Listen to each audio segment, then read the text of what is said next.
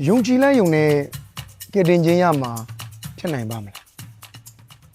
ဒီလိုမေးခွန်းပေါင်းများစွာနဲ့ဒုတိယဖြစ်နေတဲ့ဆရာရဲ့မိတ်ဆွေတွေအတွက်ကျွန်တော်နေငယ်လေးဝင်ကပေးခြင်းပါတယ်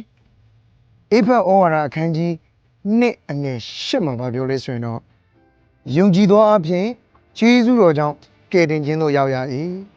ကိုယ်လိုလျောက်ရောက်သည်မဟုတ်ဘုရားသခင်တနာတော်မူရာဖြစ်သည်ဟာလေလုယာဘုရားသခင်ရဲ့တနာခြင်းဂရုဏာတွေဟူသောကျွန်တော်တို့ကိုအပြစ်သားကနေဘုရားသားအဖြစ်ကိုဆွဲခေါ်ပေးခဲ့တာဖြစ်ကိုကျေးဇူးတော်ဒီဟူသောယေရှုခရစ်တော်ကကျွန်တော်တို့ရဲ့အပြစ်ဝိကျွေးကန်ခြင်းအလုံးစုံကိုကားတိုင်းပေါ်ထက်မှာယူတင်ခံခဲ့ပြီးတော့၃ရက်မြောက်နေ့မှာအသက်ရှင်ပြီးတော့ထောင်မြောက်ခြင်းတကူတော်နဲ့ကျွန်တော်တို့ကိုထာဝရအသက်ပေးတဲ့ဘုရားရှင်ဖြစ်ပါတယ်ထို့အတွက်ကြောင့်ထိုကျေးဇူးတော်ကတင်တဲ့အပြည့်အဝသက်ဆိုင်တယ်သင်အတွက်ဖြစ်တယ်သူယေရှုခရစ်တော်အားဖြင့်တင်တာဘုရားသားသမီးဖြစ်ခွင့်ရပြီးတော့အပြစ်ကျေးကျွန်အပြစ်သားဘဝလောကရဲ့ချုံနှောင်ခြင်းကနေလွတ်မြောက်ခွင့်ရတဲ့ဘုရားသခင်ရဲ့တနာခြင်းကြီးလာတဲ့ဖြစ်ပါတယ်ဒါကြောင့်မဖြစ်နိုင်ဘူးလို့ထင်နေရပေမဲ့လည်း